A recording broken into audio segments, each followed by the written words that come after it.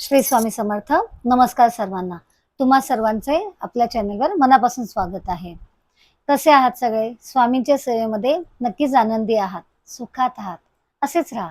स्वामीचरणी ही प्रार्थना. स्वामींचा आशीर्वाद घेऊन आजच्या व्हिडिओला आपण सुरुवात करूयात. श्रावण महिना सुरू झाला आहे. सगळ्यांच्या अंगामध्ये नवीन उत्साह संचारला आहे. सण येत आहेत, व्रत येत आहेत. त्यात श्रावण व्रत आहे. या श्रावणामध्ये आपल्याला काय काय व्रत करायचे ते आपण बघूयात. व्रत म्हणजे व्रत वैकल्य. वैकल्यांचा अर्थ होतो विकलता, म्हणजेच बारीक होणे, स्वार्थ व परमार्थ साधणारे हे व्रत आहे. त्याच्यामध्ये सर्वात महत्वाचं व्रत म्हणजे सोमवार. श्रावणातील सोमवारी शंकराची पूजा आणि उपासना करण्याची पद्धत आहे. आपण श्रावणातल्या दर सोमवारी शिवामूठ वाहतो.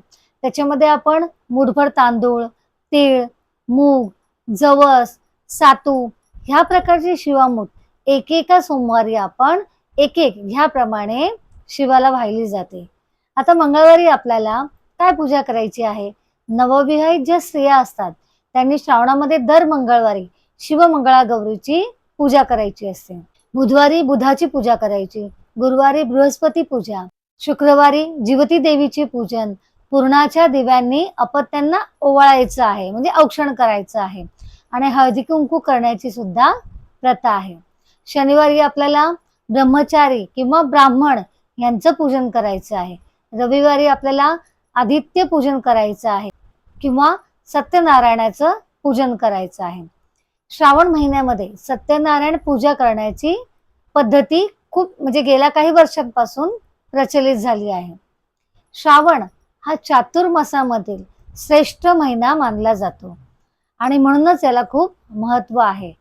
कित्येक धनिक लोक प्रतिपदेपासून अमावस्यापर्यंत ब्राह्मणांना किंवा गोरगरिबांना काय करतात? भोजन देतात. देवस्थानामध्ये सुद्धा ह्या महिन्यामध्ये कथा पुराणांचा कार्यक्रम असतो. दान धर्म करणे ही एक विशेष सेवा मानली जाते, म्हणून ह्या महिन्यामध्ये दानधर्म केले जातात. आता कावड नेणं म्हणजे काय? उत्तर भारतामध्ये विशेषतः बिहारमधील वैजनाथ या ज्योतिर्लिंगांपैकी एक जे आहे शिवमंदिर, तिथे गंगेचे पाणी कावडीमधून वाहून शिवपिंडीला अभिषेक करण्याची परंपरा प्रचलित आहे. संपूर्ण श्रावणामध्ये दररोज महादेवाला अभिषेक करताना आपल्याला खालील सेवा करायची आहेत. म्हणजे शिवपिंडीवर शुद्ध पाण्याची सतत धारा लावायची आहे आणि खालील सेवा आपल्याला करायच्या आहेत. आता काय काय सेवा करायच्या आहेत? श्री गणपती अथर्व शीर्ष स्तोत्र 1 वेळा, श्री सुक्तम 1 वेळा, श्री रामरक्षा स्तोत्र 1 वेळा, श्री शिवसंकल्प स्तोत्र 1 वेळा, श्री शिवकवच 1 वेळा, श्री शिवमहिम्न स्तोत्र 1 वेळा, श्री रुद्र 1 ते 11 नमक आणि 1 ते 11 चमक संपूर्ण 1 वेळा, श्री द्वादशाक्षर स्तोत्र 1 वेळा, श्री कालभैरवाष्टक स्तोत्र 1 वेळा, संजीवनी मंत्र 11 वेळा म्हणायचा आहे. अमृत संजीवनी मंत्र 11 वेळा म्हणायचा आहे. महामृत्युंजय मंत्राचा जप आपल्याला 108 वेळा करायचा आहे. श्री स्वामी समर्थ जप कमीत कमी 108 वेळा करायचा आहे. शिवशांती मंत्र म्हणजे गुह्याती गुह्य गुप्तित्वम हा जो मंत्र आहे तो 1 वेळा करायचा आहे. 108 श्री शिवनामावली म्हणायची आहे आणि त्याबरोबर आपल्याला 108 बिल्वपत्र शिवपिंडीवर नाममंत्र म्हणून शेवटी नमः म्हणून अर्पण करायची आहेत. बिल्वपत्र जर नसतील तर आपल्याला 108 शुभ्र फुलं किंवा अखंड अक्षता शिवपिंडीला अर्पण करायची आहे. शिवशंकराची प्रार्थना हे शिवशंकर नमामि शंकर शिवशंकर शंभो, हे गिरिजापती भवानी शंकर शिवशंकर शंभो हे 11 वेळा म्हणायचं आहे. ही जय जयकार प्रार्थना आहे. आणि शेवटी कर्पूर आरती करायची आहे.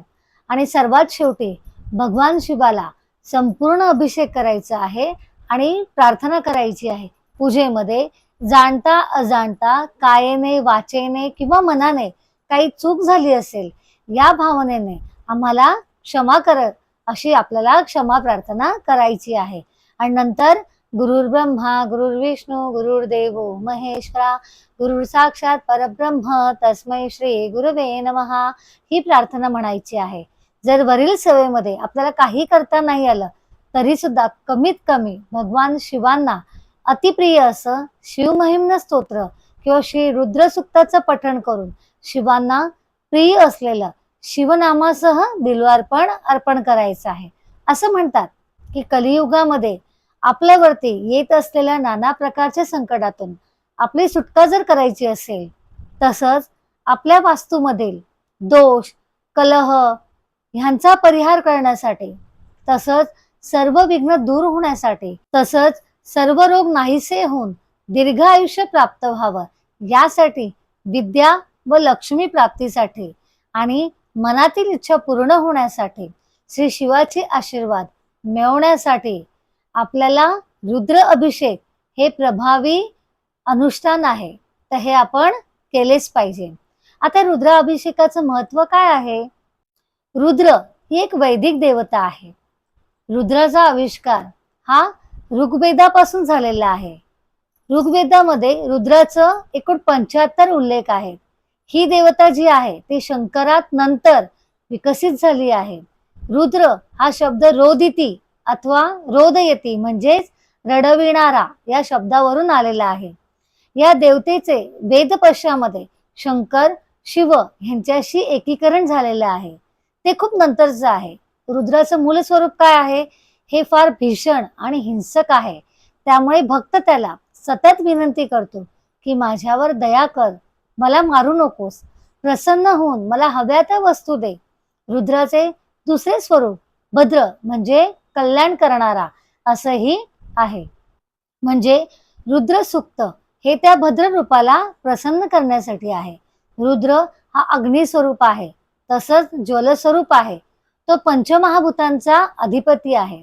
रुद्र हा नागर संस्कृतीचा आधीपासून सनातन धर्मामध्ये अस्तित्वात आहे. रुद्र सूक्त हा यजुर्वेदाच्या तैत्तिरीय संहिताचा भाग आहे. आपल्या समाजामध्ये रुद्र सूक्ताच्या पठणाची एकादशणी आणि लघु रुद्र ही 2 रूपे जास्त प्रचलित आहेत. याचीच विस्तारित आवृत्ती म्हणजे महारुद्र आणि अतिरुद्र आहेत. एकादशणीमध्ये रुद्र सूक्ताच्या 11 आवृत्त्या करण्याची पद्धत आहे आणि पुढील रूपामध्ये आवर्तनाची संख्या 11च्या पटीमध्ये वाढते. लघुरुद्र करताना 121 आवर्तन होणं गरजेचं असतं. म्हणून 11 पुरोहित असतात. 11 पुरोहित 11 वेळा पाठ करतात. म्हणून रुद्र सूक्तामध्ये रुद्राची 100 नावे आहेत. म्हणून या सूक्ताला शतरुद्रीय असं सुद्धा म्हटलं जातं. आता श्रावणी सोमवार, महाशिवरात्री इत्यादी पवित्र दिवशी लघुरुद्र करण्याची प्रथा आहे. त्याचप्रमाणे काही लोक रोजच्या पूजेमध्ये सुद्धा या लघुरुद्राचा पाठ करतात. रुद्र सूक्ताचे 2 भाग आहेत. 11 नमके ज्यात रुद्राच्या नावामागे वंदन असो या अर्थी नमः असं पद येतं. नमकात आधी देवतेची स्तुती केली जाते आणि त्या स्तुतीने ते 11 रुद्र प्रसन्न झाले की मग उत्तरार्ध येतो. 11 चमके म्हणजे ज्यात चमे हे शब्द आहेत, ज्याचा अर्थ हे मला हवे अथवा मला हे दे. चमकामध्ये स्तोत्र पठण करणारा किंवा करविणारा मग त्या रुद्रांकडे आपल्याला हव्या असलेल्या गोष्टी मागतो. चमक आणि नमक ही नावे पुराण काळामध्ये रूढ झालेली आहेत. त्यांचा व्याकरणाशी संबंध नाही. याशिवाय रुद्र सूक्ताचा भाग नसलेला ओम शांती शांती शांती या शांती मंत्र सुरुवातीला आणि शेवटी म्हणायचं आहे. घरात सर्वसाधारणपणे होम करतो आपण आणि या होमाला या सूत्राच्या आवर्तनाची जोड दिली जाते. 11 रुद्र असल्याने 11 या संख्येला खूप महत्व आहे. या सूक्ताचं पठण करण्याच्या विशिष्ट पद्धती आहेत. त्यामध्ये एकादशनी, लघुरुद्र, महारुद्र, अतिरुद्र असे प्रयोग आहेत. श्रावणी सोमवार, महाशिवरात्री इत्यादी पवित्र दिवशी लघुरुद्र करण्याची प्रथा आहे. त्याचप्रमाणे काही लोक रोजच्या पूजेमध्ये सुद्धा रुद्र म्हणतात. आता अभिषेक. अभिषेकाचा अर्थ काय आहे? अभिषेक म्हणजे स्नान करणे किंवा स्नान करविणे, ज्यामुळे त्या व्यक्तीच्या सर्व मनोकामना पूर्ण होतात. रुद्र अभिषेकामुळे समृद्धी होते, सर्व इच्छा पूर्ण होण्याची ताकद मिळते, जीवनात आनंद प्राप्त होतो.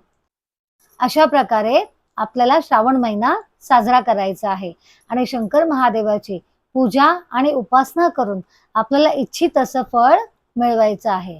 म्हणून या शंकराची उपासना करा आणि विविध जी व्रत आहेत ती करा. ही माहिती अनेकांना जरूर शेअर करा, जेणेकरून त्यांना याचा लाभ घेता येईल आणि हा श्रावण महिना त्यांना भावभक्ती पूर्णपणे साजरा करता येईल. माहिती आवडली असेल तर नक्कीच लाईक करा, शेअर करा. श्री स्वामी समर्थ. गुरुमाऊली चरणार्पणमस्तु. धन्यवाद.